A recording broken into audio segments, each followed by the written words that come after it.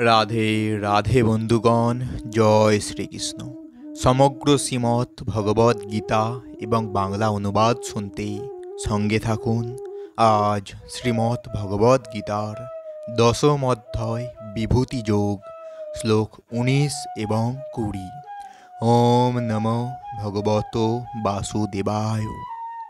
শ্রী ভগবান উবাচ হস্ত কত শ্রী ভগবান উবাচ হস্তো তে কথয়স্বামি দিব্যা হি আত্মবিভূতয় প্রাধান্যত্ব কুরুশ্রেষ্ঠ নাস্তি অন্ত বিতরস্য মে।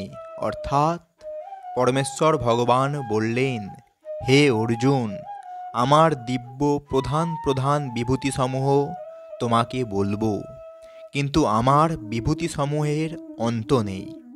এর তাৎপর্য, ভগবান শ্রীকৃষ্ণের মহত্ব ও তার বিভূতি উপলব্ধি করা সম্ভব নয়। স্বতন্ত্র জীবাত্মার ইন্দ্রিয়গুলি সীমিত এবং তা দিয়ে কৃষ্ণ বিষয়ক তত্ত্ব পূর্ণরূপে জানা অসম্ভব। তবুও ভক্তেরা শ্রীকৃষ্ণকে জানতে চেষ্টা করেন, কিন্তু তাদের সেই প্রয়াস এই রকম নয় যে কোনো বিশেষ সময়ে অথবা জীবনের কোনো বিশেষ স্তরে তারা শ্রীকৃষ্ণকে পূর্ণরূপে উপলব্ধি করতে সক্ষম। পক্ষান্তরে শ্রীকৃষ্ণ সম্বন্ধীয় সমস্ত আলোচনা এতই আস্বাদনীয় যে তা ভক্তদের কাছে অমৃতবৎ প্রতিভাত হয়। এভাবেই ভক্তেরা তা উপভোগ করেন। শ্রীকৃষ্ণের বিভূতি ও তার বিভিন্ন শক্তির কথা আলোচনা করে শুদ্ধ ভক্তেরা দিব্য আনন্দ অনুভব করেন। তাই তারা নিরন্তর তা শ্রবণ ও কীর্তন করতে চান। শ্রীকৃষ্ণ জানেন যে জীবেরা তার বিভূতির কুলকিনারা পায় না, তাই তিনি তার বিভিন্ন শক্তির মুখ্য প্রকাশগুলি কেবল বর্ণনা করতে সম্মত হয়েছেন। প্রাধান্যত বা প্রধান কথাটি অত্যন্ত গুরুত্বপূর্ণ, কারণ আমরা কেবল ভগবানের শক্তির কয়েকটি মুখ্য প্রকাশই কেবল অনুভব করতে পারি, কেননা তার শক্তি বৈচিত্র্য অনন্ত। সেই অনন্ত শক্তিকে পরিপূর্ণভাবে উপলব্ধি করা আমাদের পক্ষে কখনোই সম্ভব নয়। এই শ্লোকে ব্যবহৃত বিভূতি বলতে উল্লেখ করা হয়েছে যার দ্বারা তিনি সমগ্র সৃষ্টিকে নিয়ন্ত্রণ করেন। অমরকোষ অভিধানে বিভূতি শব্দের অর্থে বলা হয়েছে অসাধারণ ঐশ্বর্য।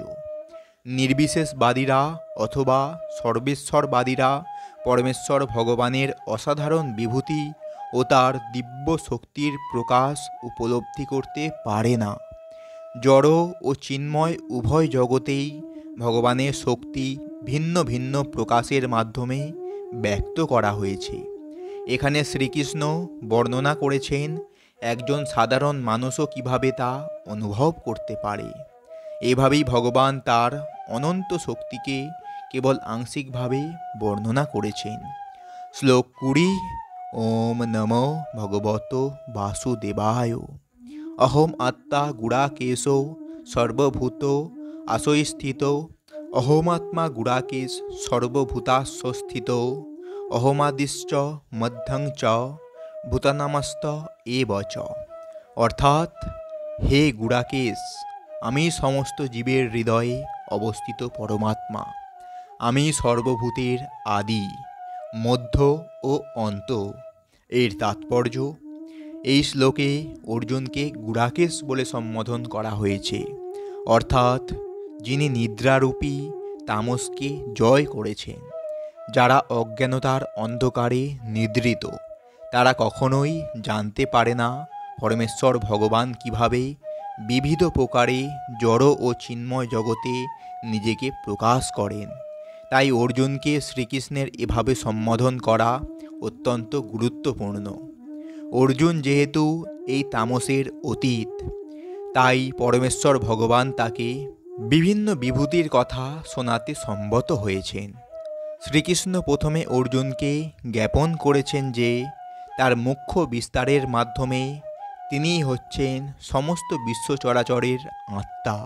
সৃষ্টির পূর্বে পরমেশ্বর ভগবান নিজেকে সাংস পুরুষ অবতার রূপে প্রকাশিত করেন। এবং তার থেকেই সব কিছুর সৃষ্টি হয়। তাই তিনি হচ্ছেন মহৎ তত্ত্ব বা ব্রহ্মাণ্ডের উপাদানগুলির আত্মা।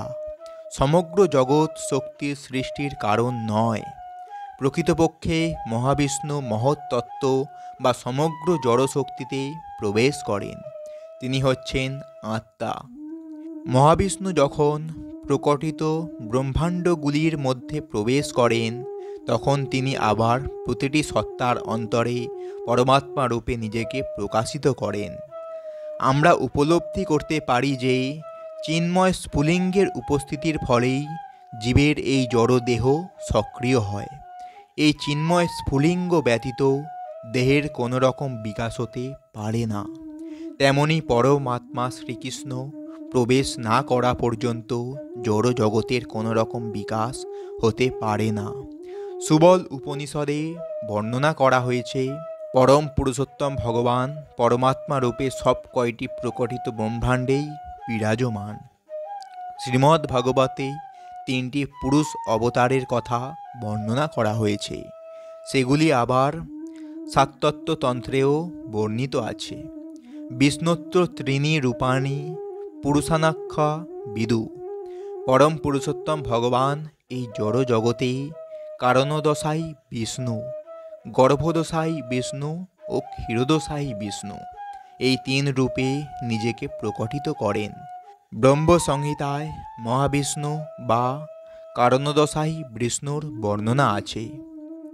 সর্বকারণের পরম কারণ পরমেশ্বর ভগবান শ্রীকৃষ্ণ মহাবিষ্ণু রূপে কারণ সমুদ্রে শায়িত থাকেন।